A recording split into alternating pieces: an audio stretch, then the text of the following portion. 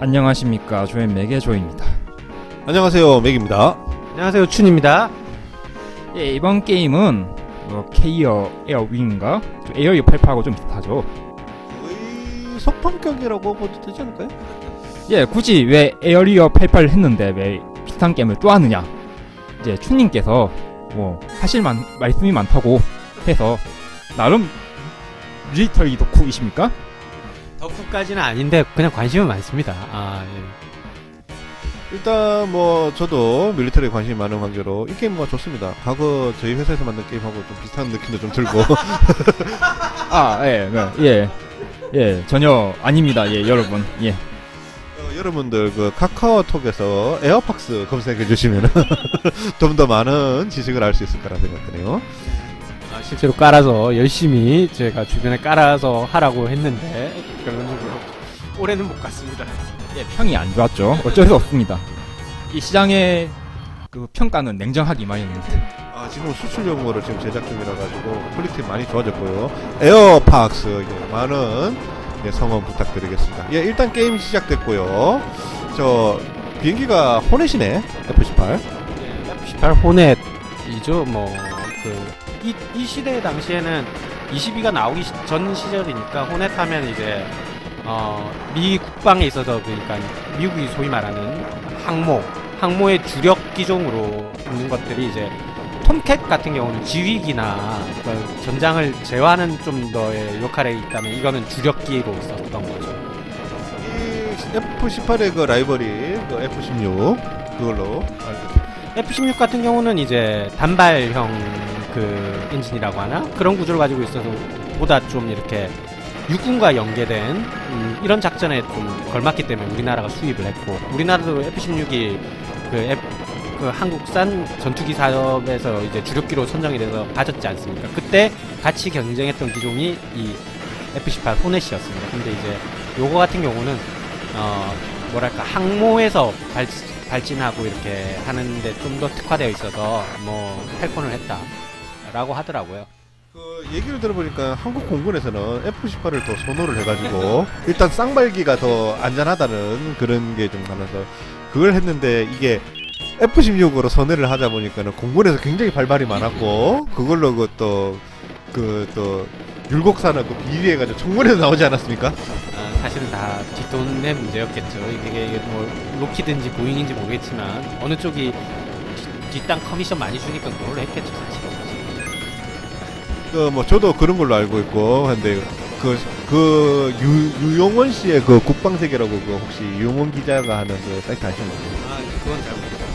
처음 들어보거든요, 그 사이트 엄청나요. 그 기자분은 굶어 죽을 일은 없을 거예요. 그 동아일보 나오셨더라도 동아일보인가 중앙일보 그 기자신데 국방 담당 기자세요. 그래가지고 그 사람 그 홈페이지 들어가면은 온갖 비하인드 스토리가 다 나오는데, 여기서 제가 듣기로는 F-16과 F-18의 그 저울질은 결국 F-18을 만들었었던 그 당시 때는 요게 로키드 마틴 F-16이고요. 원래는 노스롭사였는데 노스롭사가 손을 띄고 이거를 도면을 맥도날드 더글라스한테 넘기고, 맥도날드 더글라스가 이제 보잉한테 인수가 되면서 지금 보잉에 들어가고 있는데, 결론적인 건 뭐냐면은 가격을 올렸답니다, F-18을. 비쌉니다. 예. 근데 여기서 이제 F-16을 했던 로키드 마틴사는 오히려 깎아줬다. 결국 예산에 돈 노름에 국방이 좌우되는 거군요. 갑자기 예산을 올려버리니까는 공군과 그 정부가 이게 형태상이 승진이 나가지고 결국 F-16으로 갔는데, 얘기를 들어보니까 오히려 그게 더 좋았다 그러더라고요. 가격이 올라가도 더 좋았다고 그런가요? 그게 아니라 일단 보잉사로 갑시다. 보잉사가 갑자기 가격을 올리는 바람에 로키드 마틴사는 오히려 더 깎아주겠다는 어떤 플러스 알파에 그거를 또 제시를 한 것도 있었고, 예. 그리고 또 말씀하신 대로 이제 미 공군에서 쓰고 있는 비행기를 한국 공군에서도 같이 쓰면은 어떤 부품 조단이나 작전하는데 더 유리하지 않겠나? 그런 부분이 좀 혜택을 좀 탔다 그랬던 거죠. 어찌됐든 그건 너무 오래된 못했고 사실 우리가 올드한 게임을 하고 있으니까 그러면. 근데 왠지 보스도 에이리오 88하고 조금 필이 비슷한 거 아닌가요? 뭐 거의 같은 애들이 만들었다는 그런 생각에 같은 회사에 같은 팀이 만들었지 않겠나 하는 그런 생각이 좀 드네요. 아니면 뭐 에이리오 88 만든 팀이 뭐 사표를 쓰고 나와서 엿 먹어봐라 이러면서 조금 이렇게 그래픽만 살짝 바꿔가지고 배경만 바꿔가지고 고드를 출시하지 않았을까 의심이 될 정도로 너무 비슷한 것 같아요. 예, 밀리터리 오타쿠답게 예, 참 많이 알고 계시는군요. 갑자기 이런 생각이 났습니다. 오덕과 오덕이 만나면 어떻게 되는지 아십니까? 십덕되나요? 예, 정답 십덕입니다. 여러분, 시청자분들께서는 본격 십덕 후 게임 보고 계십니다. 예. 십덕의 야동 매니아에 우리는 그런 안 좋은 건 다 가지고 있는 거잖아. 한 번만 보는 건 안 되죠. 예. 한 번 보게 되면 이제 계속 보게 되는 거죠. 이렇게. 유명한 야동계 얘기가 있지 않습니까? 니들 중에 야동을 보지 않는 자가 있을지 모르겠지만 야동을 한 번만 보고 했었다는 돌을 던지지 말지어다 뭐 이런. 그게 이제 그 김본자가 구속될 때 그 리플로 나왔던 뭐 DC나 그 소위 말하는 무슨 대엘이 있어요. 그러니까 고수들로 오는 갤러리에 그렇게 그 풍자 글이 나왔죠. 예. 나는 그 법원에서 변호사로 나온 사람이 그 말을 한번 해줬으면 좋겠었다는 생각이 좀 있어요. 존경하신 재판장과 검찰 측 배심원 여러분들 하면서 이 중에서 야동을 한번 안 본 사람이 있으면 이 사람에게 돌을 던지십시오. 그러면은 재판장님도 양심의 그 가책을 느끼지 않았을까. 이건 뭔가요? 이스터에그인가요? 저 토끼 같은 경우는? 예, 다 점수입니다, 점수. 맵에 특정 부분 하면 이제 숨겨진 점수가 나옵니다. 예. 난이도는 꽤 있어요. 이 게임이 이게 쉽지 않아요. 제가 비행기 오락 매니아인데 실제로 이 게임은 굉장히 어려워서 오락실에서 저도 이렇게 조우님처럼 잘하는 친구들이 구경하는 쪽이었지. 이 게임은 에너지 게이지도 있고 무기도 이렇게 색깔 맞춰서 잘 먹어야 되고 저게 에너지거든요. 밑에 퓨어이라고 되어 채워주는 건데 둘이 한다고 저게 두 개 나오지 않았던 것 같아요. 인용을 한다고 해서. 그래서 상당히 둘이서 하면 곤란한 사태가 발생합니다. 맞아도 떨어지고 퓨어리 깎이고 그냥 날고 있어도 퓨어리 깎이는 시스템이라서 어느 정도까지 굉장히 어려운 겁니다. 예, 뭐 일단 이 비행기가 나오는 이 전투 장면을 보니까 갑자기 그 생각이 나네요. 그 이라크 전쟁 있지 않습니까? 미군들이 한 보름 만에 결국에는 승리를 했는데 그 이라크 전쟁에서 어떤 일이 있었냐면 이제 그 신생 이라크군 해가지고 미군들이 와서 교육을 시켜주지 않습니까? 교육을 시켜주면서 느꼈을 텐데 얘 새끼들 진짜 또라이다 라는 것을 알게 됐답니다. 그러니까 장비 관리를 하는 거라든지 아니면 수리를 하는 데라든지 아니면 전투 방식이 어떤 그런 게 굉장히 뒤떨어져 있다라는 것을 알게 됐고 군대가 개판 5분 전이다라는 그런 얘기가 있어요. 그렇구나. 그래서 지금 이 IS 사태가 걷잡을 수 없이 커지고 있는 거 아닌가요? 사실 오히려 지금 IS는 비정규 집단이라고 부르는 게 좀 맞는 거고 이라크군은 정규군이라고 하는데 오히려 밀리고 있는 상황이죠. 근데 좀 웃긴 게 그 미군이 얘기를 했답니다. 너네들은 이란과 10년 넘게 그렇게 싸우고 있는데 어떻게 이때까지 버텼냐고 물으니까는 그 이라크군 장교가 하는 말이 정말 예술이었습니다. 무슨 말을 했다고 합니까? 걔네들이 우리보다 더 바보였다고. 예, 할 말 있게 만들고 있습니다. 예. 바보대전. 바보대전이다. 와, 진짜. 와. 그래서 제 친구 중에서도 북한의 전투력이 거의 뭐 어마어마하지 않나는 그런 어떤 환상에 사로잡혀 있는 그런 친구분이 한 분 계세요. 예, 근데 그 친구는 내가 항상 얘기하지. 북한은 이제 형편없다. 이라크가 저 정도로 망할 정도면은 50년 동안 실전 경험이 없는 북한은 더 개판일 것이다. 그나마 한국군은 계속해서 이제 해외 파병이라든지 그 군발이가 정말 해외 파병을 좋아해요. 왜 좋아하시냐면 그 파병 가실 기회가 만약에 일반 사병들한테도 있거든요. 그 기회가 오시면 딱 계산을 해보시고 죽지 않을 것 같으면 파병 가세요. 왜냐하면 군복무 기간을 더블로 계산해 줍니다. 거기서 1년 갔다 오면 그럼 제대하시는 거예요. 2년을 한 걸로 보여주거든요. 해외 파병 기간은. 그런 식으로 생각하다가 보면은 저도 파병에 갈 기회가 한 번 있었는데 그 선택을 내가 잘 못해가지고 못 갔어요. 그 정확하게는 2번인데 한 번은 뭐였냐면은 제가 그 첫 번째 이제 부대를 배치받은 게 201 특공대였는데 예 거기 가면 이제 공수훈련하고 굉장히 빡시다 그래가지고 그쪽 면접관한테 나는 거기는 가지 않겠다 이래서 고향이랑 가까워요. 하양이라서 그 대구랑 걸마 떨어지지 않은 곳인데 거기는 안 가게 됐죠. 예. 만약에 거기 갔으면 그때 사귀었었던 그 아가씨랑 결혼을 하게 됐었을지도 모르겠는데 예 그리고 난 다음에 2번째 그 파병 왜냐면은 그 특공대가 결국에는 이라크 파병을 갔습니다. 예. 예, 201 특공대가 이제 그 특전사 예하의 어떤 그 보병부대에서 또 유일하게 갔던 거고, 그거 이제 끝나고 이제 노무현 정권 때 이제 저기 해병대가 투입이 됐었죠. 근데 이제 그 이후에 또 한 번 더 있었던 게 제가 그리고 특공대를 어떻게 빠지다 보니까 이거 좀 잘못해가지고 또 기동대대에 또 들어가게 되는 차라리 특전사나 특공대를 가는 게 나았을 것 같다는 생각이 드는데. 예, 그래서 헬기는 좀 많이 탔어요. 거기서 그 무중강습을 위주로 하는 무대라 가지고 예, 그쪽으로 딱 갔는데 이제 거기서 가다가 이제 결국에는 제가 그 군에서 말뚝을 받게 되죠. 예, 말뚝을 박으면서 이제 대학 이제 그걸 포기를 하고 예, 있는데 이제 동티모르라는 곳에서 이제 파병을 모집을 하더라고요. 그래서 이제 제가 행정관님한테 파병을 보내달라고 이야기하니까 거길 왜 가려고 그러냐고. 그때 그 행정관님은 베테랑전을 연상을 하셨는지 잘 모르겠지만 근데 제가 계산을 해보고 가라고 한 파병은 이라크가 아니고 그 말씀하신 동티모르입니다. 제가 항공대 쪽이라서 동티모르 쪽에 파병되셨던 분들이 있는데 지역군인한테 동티모르를 왜 지역군인 가고 싶어해요. 가면 제가 말씀드렸듯이 사병은 복무기간을 더블로 계산을 해주잖아요. 일반 그 직업군인들한테는 그걸 근속연수를 더블로 계산해 주십니다. 그러니까 연금을 더 빨리 타게 돼요. 군인연금을 원래 적정 연령이 있고 적정 복무기간을 넘겨야만 이게 수혜가 가능한데 파병을 많이 갔다 오신 분들은 보다 이른 나이에 죽을 때까지 연금이 나오는 거예요. 그러니까 가는 게 좋죠.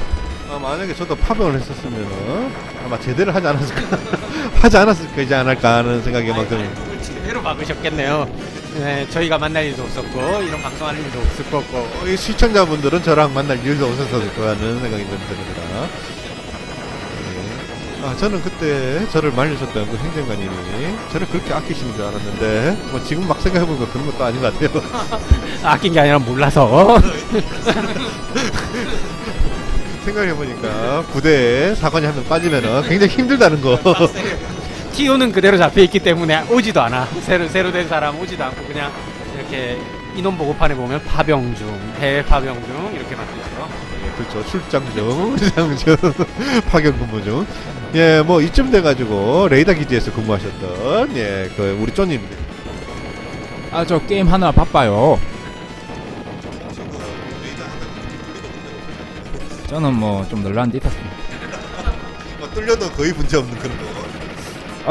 큰일 나죠. 뚫린다는 게 뭘 얘기하시는 겁니까? 제가 알기로는 지금 98년도 때 그 서해 남쪽에 그 반잠수정이 침투해가지고 해군에 의해가지고 그 격침됐는데 그 반잠수정 그 최초로 목격했었던 곳이 그 TOD 그 저기 이등병이었다는데 혹시 그쪽 부대 갖고 온 거 아닌가요? 거기는 그 남해입니다. 서해 아니고 목포 뭐 남쪽입니다. 예. 그래도 같은 사단 아닌가? 모르겠습니다. 같은 사단 같은데 31사단이면 그런 같은데 31사단이 그 서해 쪽 그래가지고 서해 남해 쪽 이렇게 있고 35단이 그 31사단의 그 권한을 밖에 위쪽을 지키는 그런 걸로 돼 있죠. 앵글 돌아서 다시 가나? 회전에서 얘도 가고 이동. 얘가 출항을 하네요. 걔가.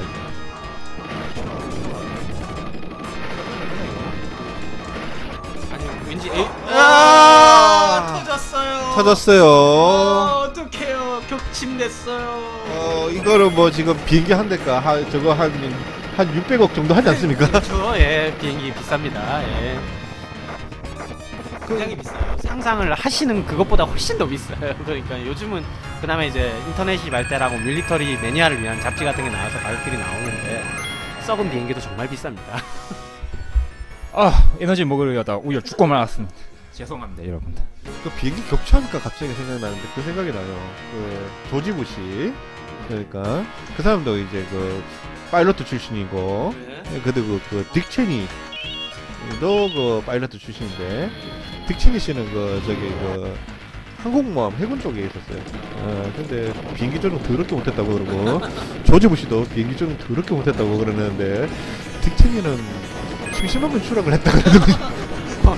국가의 민폐를 끼쳤군요. 추락을 해서. 예, 그 해군의 민폐를 끼쳐 결국 포로 생활까지 하고 엄한테 떨어져가지고. 아, 꼴통이었네요. 예. 뭐 이번에 대통령 후보 나오시는 분인가요? 딕 씨가?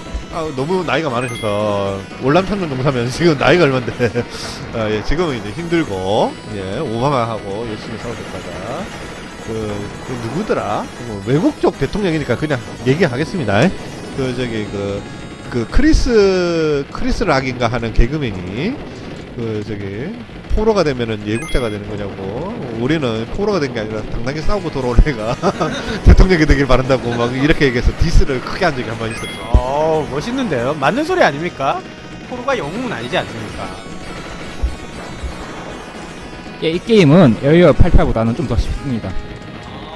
네, 그래도 뭐 에리어 88에 나왔던 비행기들 비슷한 것도 굉장히 많이 나오고 있고, 어떤 거는 그냥 판박이다라는 느낌이 그냥 컨트롤 C, 컨트롤 V로 갖다 밀어넣지 않았나 싶은 것들도 꽤 많이 보입니다. 예, 지금 꽤 많이 보이고 있고요. 탄 같은 건 진짜 기라까이가 아닌가 하는 생각 막 들고 있는.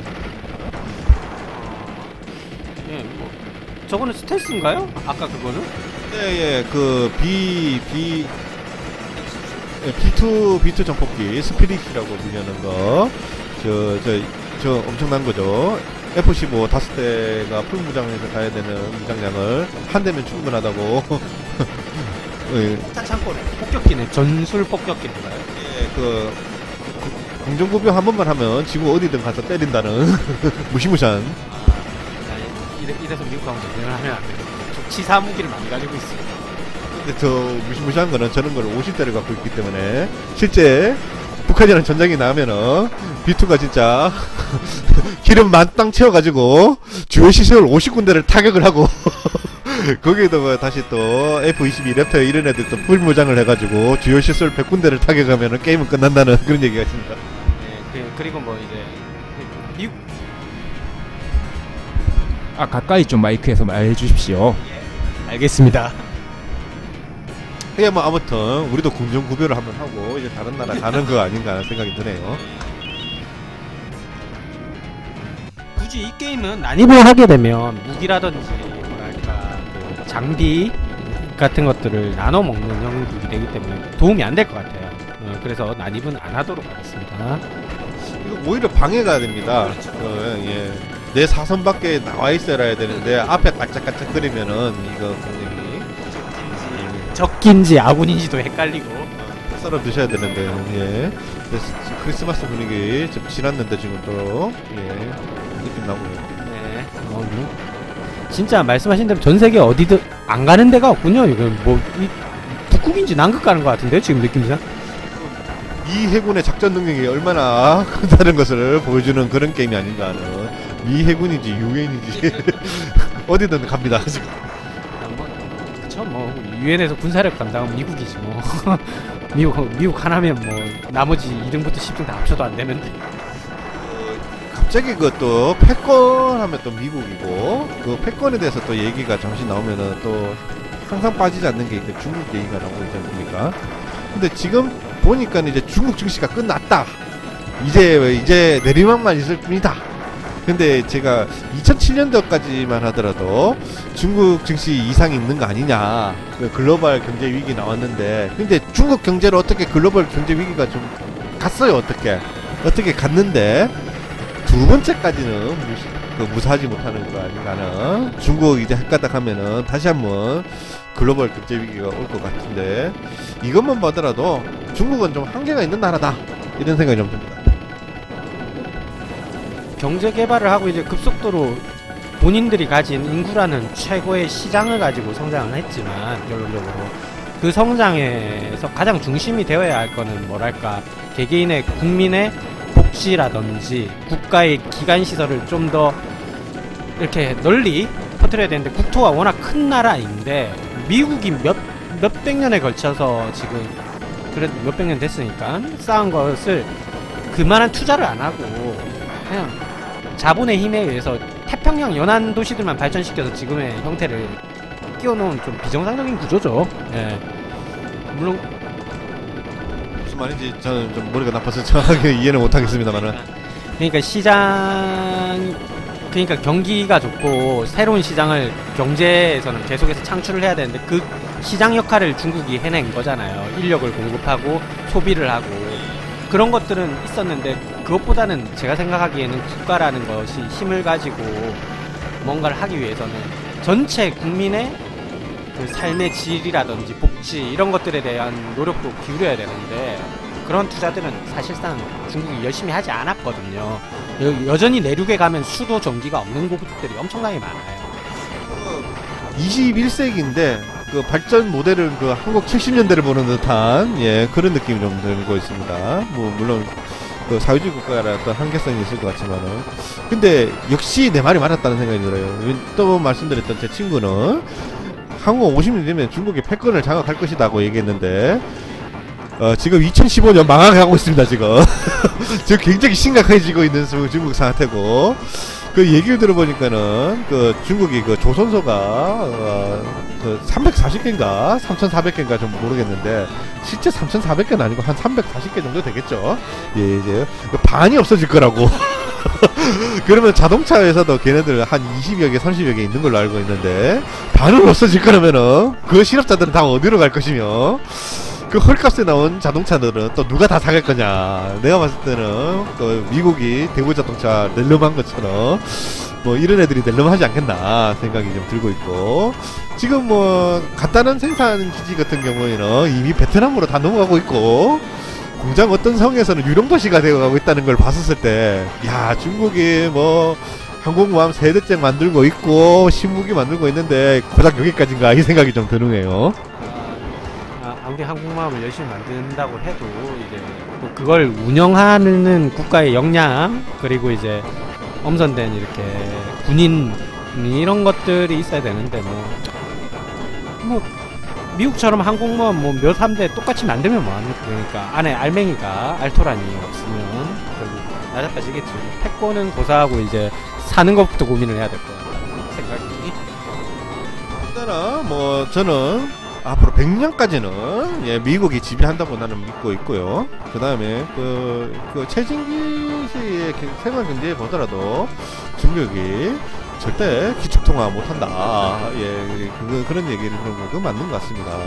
예, 그리고 또 그 나라는 내가 봤었을 때 그 100년 뒤면은 굉장히 내란이 많아지지 않겠나 하는 생각도 들어요. 저 중국은 저희가 뭐 삼국지나 초안지 이런 거를 봐서 이렇게 중국 역사나 한국 역사 못지않게 여러분들도 잘 알고 계시는 건데 사실 중국이라는 나라가 옛날부터 그 단일 국가로 존재를 하다가 조금만 시간이 지나면 이게 쪼개집니다. 그리고 지금 독립운동도 사실 지금 사회주의 형태를 취하고 있어서 외부로 많이 안 나오고 있지만 소수민족들마다 각 자치구에서 활발히 독립운동을 펼치고 있거든요. 그리고 중국 국가에 대해서 좀 공부를 하시면 4대 자치구가 있는데 4대 자치구를 빼버리면 중국 영토의 절반이 사라져요. 예를 들면 제일 유명한 게 이제 저희가 조선족이라고 부르는 분들이 한국에 들어와 계시잖아요. 만주 쪽 벌판은 전부 다 그 조선족 자치구가 있고요. 그 내몽고에 해당하는 내몽고 자치구 저 아래쪽 돌고리 다 떼버리면 중국 영토 절반 이상이 사라져버립니다. 그러니까 뭐 중국의 역사가 그렇게 길진 않았지 않습니까? 500년 이상 가는 게 별로 없는 예, 계속 분열과 뭐 어떤 붙었다 떨어지는 거 하는 거 보면은 어떤 역사의 수레바퀴는 어쩔 수 없었다는 부분이고 그리고 지금 공산당에 대한 지지도가 지금 좀 많이 떨어지고 있는 거지 않습니까? 지금 시진핑 인기가 좀 많이 떨어지는 이전 그 주석과의 비교가 많이 되고 있는데 뭐 무식한 사람들은 아마 저 사람이 잘못해서 그런 거라고 얘기를 할 거예요. 예, 뭐 그런 것도 좀 있고 그리고 또 마지막으로 봤을 때는 미 합친국은 그런 거 보면은 참 어떻게 분열 없이 잘 갔다는가 생각이 드네요. 분열 없이 잘 크긴 했지만 미합중국은 또 특징이 하나 옆에 뭐가 달렸는데요? 사신 거예요? 예, 무기 중에 이렇게 쫄 달고 나오는 무기들이 좀 많이 있습니다. 돈 주고 사신 거 아닌가요? 예, 돈 주고 게임 시작할 때 예, 돈 주고 산 게임, 산 무기. 이 게임은 심각한 오류가 있네요. 예, 에어리어 88은 용병 집단이라서 무기를 개인이 구매를 한다는 것까지 이해가 되는데 미 해군은 언제부터 병사들의 돈을 그렇네. 심각한 오류네요. 정말 그럼 대놓고 에이리어 88을 들고 온 게 아닌가 싶을 정도로. US 네이비가 아니라 US 용역이 아닌가 하는. US 용병 용역. 예. 여긴 뭐 신전 같은 것도 보이네요. 그리스인가요? 지금 그리스와 저게 모스크 신전 같은 거 보여서 봤을 때는 아마 마케도니아가 아닌가 하는. 마케도니아 쪽. IS 있는 그 근처라고 보시면 되겠네요. 예, 지금 알렉산더의 그 동서양의 문명이 조합이 되어 있는 그런 지식을 마케도니아 받겠다. 고래로 뭐 문제가 많은 지역이었으니까 여전히 또 pom페이가 아닌가 생각이 좀 드는. 이제 폼페이로 가고 그냥 역사를 마구 그냥 뒤엉켜서 나오고 있습니다. 세계로 가는 US 네이비. 화산 시대. 예, 지구촌 탐방 지금 제대로 들어가고 있고요. 예, 아까 하셨던 얘기 계속 하시자면은 어떤 얘기가 있을까요? 미국이. 미국 같은 경우는 제가 보기에는 잘 버티지만 미국은 또 다른 나라에 없는 특징이 있잖아요. 그러니까 제가 어릴 때만 해도 그런 사태 LA 흑인 폭동 기억나시나요?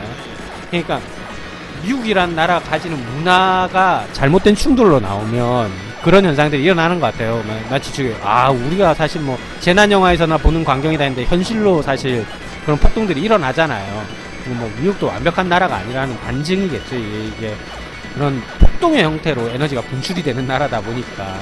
그리고 이제 사실 미국 본토를 누가 침략하겠습니까? 미국 본토에 있는 군대의 역할은 제가 보기에는 폭동 저지용인 것 같습니다. 주 방위군 목적은 내란 진압용이 아닌가 하는 생각이 좀 들고 있고요. 그리고 근데도 그 주 방위군의 전력군 대한민국 얼른가 한다는. 역시 자본의 힘과 그 기술력의 차이는 어쩔 수가 없기 때문에. 아무튼 일단 그 IS가 어디서 돈이 났는지 비용 폭격기를 구입을 해가지고 싸우고 있습니다. 일단 이제 스테이지 다 끝나갈 때 되지 않나요? 지금 이제 8스테이지 시작합니다. 그리고 스테이지 수도 에어리어 88처럼 10판 똑같습니다. 그렇습니까? 이제 얼마 남지 않은 그런 스테이지가 있다고 생각하고 있고요. 저 무기를 뭐 하나밖에 못 사는 건가요? 아니면 다양한 실수는? 이제 쏘는 무기랑 연료통이랑 보호막 이게 3개 살 수 있습니다. 똑같네요, 에어리어 88이나. 이거는 제가 보기에는 같은 회사에서 이걸 2개 내지는 않았을 테니까 분명히 뭔가 코어에 있는 기획자나 혹은 개발자를 푸대접을 해서 엿을 먹이려고 작정을 하고 만든 게 아닌가 싶습니다. 글쎄요, 그 회사에서 그렇게 낙인 찍히면은 힘들 것 같은데. 제 생각에는 이게 그래도 오락실에서 배급량이 상당한 걸로 봤을 때는 그런 것까지는 아닌 것 같고, 엔진이 있으니까 한번 우려먹자. 사고로 이미지만 살짝 갈아가지고 그 전에 있었던 그 소스를 재활용하는 건 재활용해서, 제 생각에는 이 게임이 나왔었던 정확한 연도는 잘 모르겠지만 좀 굵직한 대작이 있었나봐요. 그 굵직한 대작에다가 예산을 편성을 해야 되는데 얘는 조금만 편성을 해서 건너뛰기로 요거 출시를 한번 하고 난 다음에 좀 대작을 해서 내자 뭐 이런 거 아니었나. 왠지 논리성이 굉장히 있는 설명 납득이 되고 있습니다.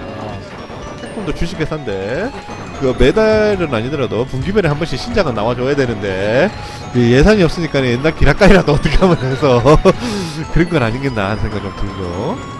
반다이에서도 그러지 않습니까? 뭐 할 거 없으면은 색깔 바꿔가지고 하나 더 내고. 반다이 프라모델. 그 생뚱맞죠. 그러니까 어떻게 하냐면 애니메이션이나 설정에 없는 건데 무슨 무장. 특별 뭐 껍데기만 바꾸는 거잖아요. 했었던 게 그 기렌잡이용 짝꿍은 저 듣도 보도 못했는데 그런 것도 막 나오고 있어요. 예, 저는 뭐 프라모델 잘 모릅니다.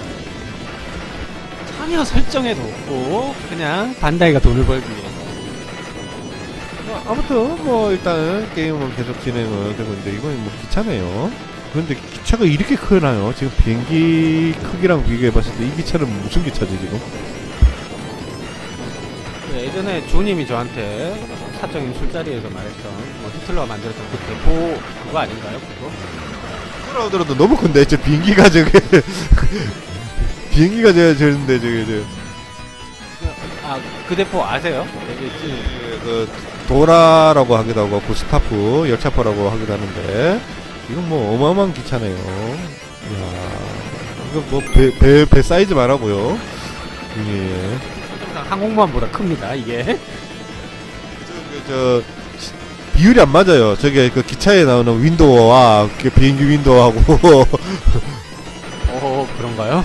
비율이 안 맞다. 코크피트에 앉아 있는 거 이거는 뭐 그 아파트도 아니고 전신 유리로 이렇게 뭐 아무튼 재미없으니까 넘어갈게요. 예. 일단 저 기차에다가 왜 열차포를 달고 다니는지도 이해가 좀 안 됩니다. 저 시대 때. 저 포가 저 작아가지고 얼마나 날아갈 수 있을지도. 보스는 이제 탱크입니다, 탱크. 기차가 아니라 탱크였구나. 기차가 탱크를 운반하는 거였구나. 정확하게 얘기하면 탱크라기보다는 자주포에 가깝지 않나요? 그렇죠. 자주포네요. 예, 탱크라기보다는. 예. 레이저가 나오는 자주포. 예, 역시 레이저였네요. 나는 이게 탄환으로 발사하면 얼마나 날아가겠다 생각했는데. 레이저네요. 그냥 뭐 아무튼 레이저로서는 예 전차 레일 옆에서 열심히 달리고 있습니다. 실제로 저 정도급의 전차면은 이동 속도가 굉장히 느리지 않을까 생각합니다. 그렇죠. 굉장히 느리겠죠. 그리고 격추당. 딕첸이 나왔다 여기.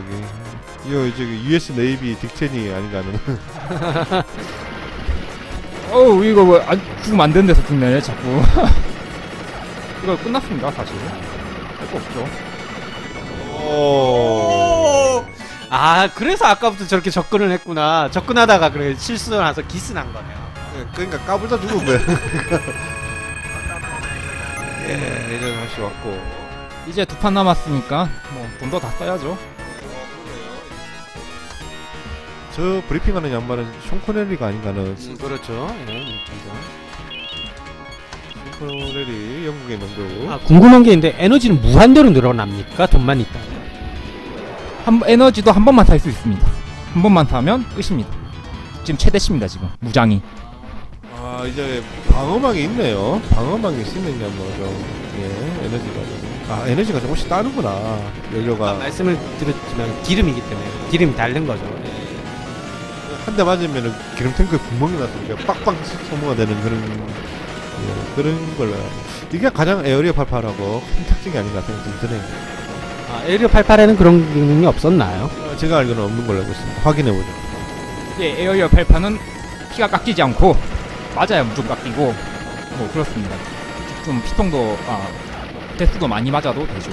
근데 좀 적이 좀 더 지랄같이 나오기 때문에 에어리어 88이 어렵다. 근데 지금 정신이 없습니다. 아이고 노란색이야. 이 맛이 같네 보호막이. 보호막이 커서 데미지 면적이 뭐 잘 나올 수밖에 없네요. 뭐 그렇게 들어가 있고. 참고로 여기서 이제 그 추님의 그 군대시를 얘기를 좀 하자면은 항공대 나오셨지 않습니까? 예, 헬기 부대. 저 정확하게 말하면 육군인데 육군 항공이라고 합니다. 항공작전 사령부로 항공작전 사령부로 바뀌고 나서 1년인가 2년 됐을 때 제가 99년도에 군대를 갔으니까요. 저는 그 대구에서 그 미군 부대 옆에 살았는데 이군사령부 그쪽이라서 대구가 있는 곳이. 그래 육군 통합병원하고 뭐 이런 것들이 좀 많이 있어요. 근데 거기 미군 부대가 있는데 저희 동네 쪽에 그 미군 부대 헬기장이 있는 곳이라서 아침마다 학교 등굣길에서 그 블랙호크를 보고 예, 갔었던 경험이 납니다. 그러면은 예. 그러면은 이제 빨래가 다 날아가고 막 그러는데 가까이 있는 집은 근데 이제 그 헬기를 보고 나도 헬기를 반드시 타야겠다고 생각해서 결국은 헬기를 타게 되더군요. 군대에 가니까. 근데 항공대에 참 저도 가고 싶었었는데 그 보면은 뭐 게임 중에 막 혼란 시켜서 지금 완전 망했습니다.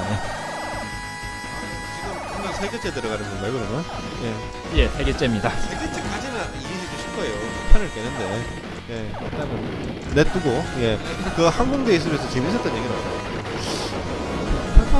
군생활에 그렇게 재미난 일이 있겠습니까만은 저는 사실 항공대였는데 헬기를 타지는 않았어요. 저희 헬기 정비반 소속이어가지고 정비팀이어가지고 탈레라고 했는데 뭐 재미난 일하면 제 사수분이 서울대 항공학과 그러니까 헬기 만드는 서울대에 있겠죠. 그분이 거기를 나왔는데도 불구하고 그분이 제대할 때까지 한 번도 헬기를 안 타시는 거예요. 그래가지고 왜 안 타십니까? 이러니까 내가 항공과를 나왔고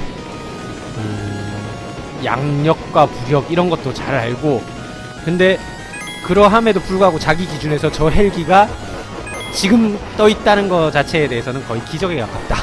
왜 그런 말씀을 하셨냐 하면 제 사수분이 그런 말을 할 만한 이유가 있었던 게 제가 배치된 헬기 부대는 그러니까 그 잠자리라고 해가지고 제일 작은 500MD거든요. 500MD인데 그게 헬기가 코드가 있습니다. 그 헬기를 몇 호기 몇 호기라고 부르는데 코드의 제일 앞자리가 구매한 제작된 연도거든요. 저희 부대 헬기 중에 제일 오래된 게 79였고요. 제가 99년도에 군대를 갔다고 했죠. 제일 나이 어린 게 82였어요. 그러니까 18년, 20년 지난 헬기예요. 그리고 500MD예요. 저게 떠 있다고요. 아 재밌습니다. 79나 82 정도 되면 지금 그 성인 나이를 치면 이제 30대가 이제 넘어가는 그런 상황인데 야 이거 이제 자동차 30년까지 썼다는 것도 또 이해가 안 되는데 이제 비행기 30년 와 지금 30년대 만들어진 자동차가 있나요? 아니 솔직히 말씀드리면 저 있을 때도 이미 어느 정도까지였냐면 500MD 자체 그 사왔던 그 당시 버전에 대한 부품은 미국에서 더 이상 생산을 하지 않는 상태였어요. 단종이 됐다는 거죠. 500MD라 할지라도 그 후의 모델에 맞게끔 부품들을 그 헬기사에서 제작을 하고 있었기 때문에 기상천외한 방식으로 어쨌든 헬기를 운영을 했습니다. 빵으로 막 정확한 표현이 있어요. 그러니까 땜빵이라고 하고 그리고 이제 수리 단계에 있어서 가장 궁극에 있는 단계가 뭐냐면 오버홀이라고 있습니다. 오버홀을 하는 거. 오버홀이 뭐냐면 모든 부품을 전부 다 뜯어버리는 겁니다. 그리고 다시 재조립을 합니다. 그 과정에서 뭐 전문가들에 의해서 뭐 노후화된 볼트 뭐 이런 부품들을 갈았기 때문에 근데 되게 웃긴 건 오버홀을 하게 되면 마치 헬기를 처음 다시 산 것처럼 연수를 갱신을 시키세요. 그런데 앞에 그 코드를 바꾸는 건 아닌데 헬기는 사실 사고 나면 몇 시간만 타라라는 규범이 있어요. 비행기에도 마찬가지예요. 몇 시간이 0으로 떨어지는 거죠. 한 번도 안 탄 신품이라고 주장을 하는 겁니다. 아 이거 자동차 업계에서는 말이 안 되는 얘기입니다. 이거 엔진 한번 갈았다고 미대계를 고치진 않지 않습니까? 그런데 이거 좀 신기하네요. 그러니까 그게 떠 있는 것 자체가 굉장히 대단한 거였죠. 어떻게 보면 미국에서는 더 이상 부품도 안 팔고 그 부품을 갖고 있는 나라는 결국 한국밖에 없고 그래야 되는 건가요? 다른 나라에서 좀 가져오면 되는데 그게 생산 안 한다니까요. 다른 나라에서도 팔린 게 좀 있을 거 아니야? 아니 뭐 다른 나라가 우리나라처럼 그렇게 열심히 쓸 것 같습니까? 도대체 그걸 쓰기 위해서는 얼마나 많은 노력을 들여야 되는지 모르세요. 그게 되게 그런 헬기인데도 그 헬기가 장부가액으로 단가가 얼마로 측정돼 있었냐면 저 있을 때 그게 18억이었어요. 헬기 한 18 소리가 나는데 저도 그 헬기 하면은 예전에 군에 있을 때 공중가수 훈련한다고 레펠 하는데 그 UH-1H 잘 아실 거예요. 그 베트남전 때 그 많이 나오는 헬리콥터인데 하는 이거잖아요. 문짝이 살짝 열리더라고요. 뭐 완전히 안 낚이고 살짝 열리더라고. 그리고 얼마나 흔들리는지. 500ND 한번 탔는데, 여기서 말하는 500ND는 여러분 잘 아시겠지만 그 민수용 헬리콥터도 많고 얼굴이 민자처럼 생긴 예, 그런 헬기예요. 근데 그것도 뭐 심하게 흔들리더라고. 500MD에 대한 일화가 있는데, 이게 500MD 구매 결정을 내리신 게 지금 대통령의 아버지세요. 그러니까 사실 처음에 박정희 대통령인데, 카탈로그를 당연히 들고 와서 뭘로 살 거냐, 당연히 뭐 파는 쪽 입장에서는 뭐 안 돼도 뭐 1H 정도는 사지 않겠나, 작전이나 레펠 이런 걸 하기 위해서는 필요한데, 그랬대요. 그 제일 싼 거. 제일 싼 거 어떤 거 말씀이십니까? 그 삶은 달걀에 이쑤시개 찍어 놓은 거 같은 그 헬기 있잖아, 그거. 예, 삶은 달걀. 예, 삶은 달걀. 예, 그거 예. 이쑤시개 2개는 이거 발같이 생겼고 예, 위에는 날개. 예. 그렇게 선정이 되었다고 하는 일화가 있고요. 진짜 그 500MD는 활용 가치가 거의 없지 않습니까, 사실. 해외에서 500MD의 활용 가치라고 한다면 어떤 용도에 쓰냐면 뭐 농약 뿌릴 때 씁니다. 민간용 농약 뿌릴 때 쓰고요. 민간용 농약 뿌릴 때 쓴다거나, 그 제작비가 적게 들어간 액션 영화에서 보스가 탈출할 때 참 없어 보이게 그거 타고 탈출을 해요. 그래도 우리나라에서 사단장처럼 헬기로. 500MD에 대해서 이게 제가 나쁜 말씀을 드렸는데, 500MD를 탈 자격은 스타를 달아야만 탈 수 있습니다. 원스타부터 탈 수 있습니다. 원스타는 탈 수 있군요. 아무튼 그거 뭐 멀리 날아가지도 않고 만병 타지도 못하고. 서울에서 부산까지 올라가려면 급유를 한번 해야 돼요. 대구쯤에서 한번 기름 넣어야 될 거예요. 그렇게 되는 겁니까?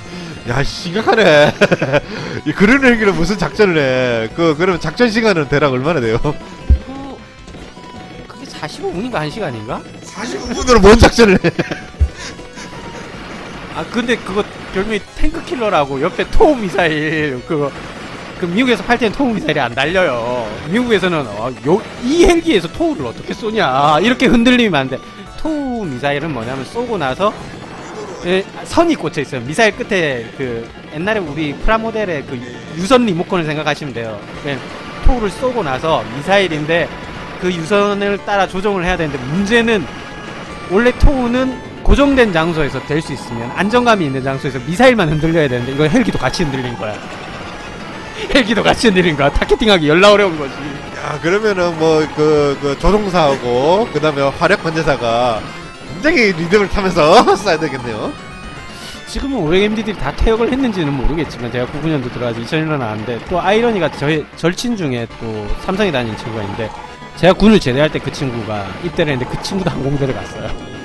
그리고 그 친구도 500MD 부대로 갔거든요. 500MD 훈련용으로 쓰면 되겠네요. 그냥 조종사 면허 딸 때. 제가 있던 부대가 좀 독특했던 게, 사실 헬기에 교관이라고 해서 면허를 주시는 분들이 있어요. 군대 내부에도. 이 면허를 주시는 분들이 보통 5명 정도가 있으신데, 헬기 그 중에 두 분인가 3분이 저희 부대에 있었어요. 제일 한직이라서 놀러 왔다, 쉬러 왔다 이러시더라고요.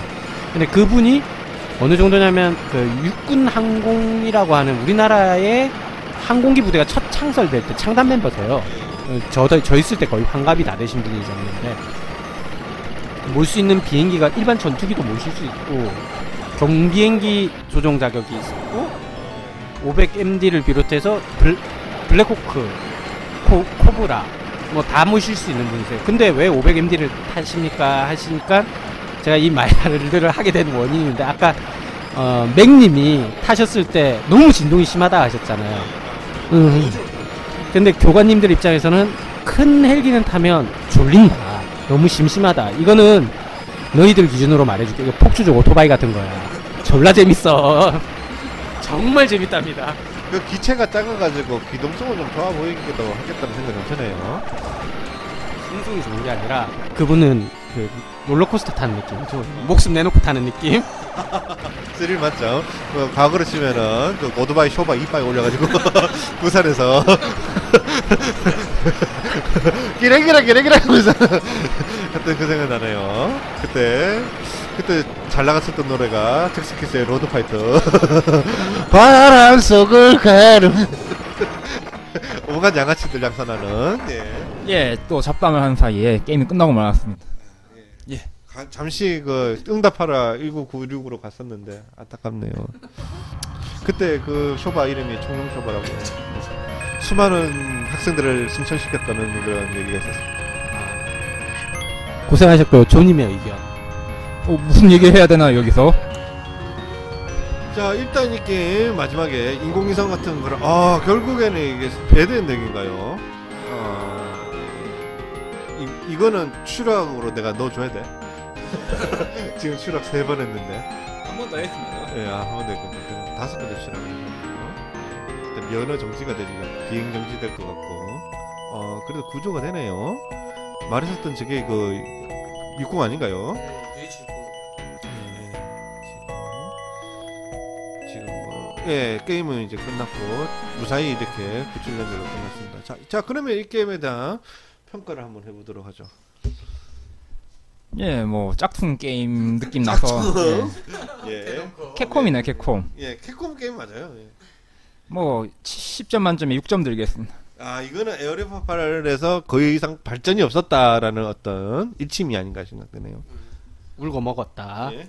사고에서 이제 뼈 냄새도 안 나올 정도로 울고 먹었다. 그리고 제 입장에서는 점수가 더 낮을 수밖에 없어요. 저한테는 이 게임 오지게 어렵거든요. 저 두 판도 가기 힘들었어요. 이게 피월이 그냥 떨어지니까 떨어진 상태에서 한 방 맞으면 그냥 골로 가는 거예요. 너무한 거죠, 이건 난이도가. 그래서 저는 한 3점? 3점. 거의 그 퀄리티에 비해서 최악의 점수가 나오지 않았나 이 생각이 듭니다. 예, 아무튼 일단 이 게임은 에어리어 88을 하신 분에 비추라고 예 하는 걸로 마치도록 하겠습니다. 자, 그러면 시청해주신 여러분 대단히 감사합니다.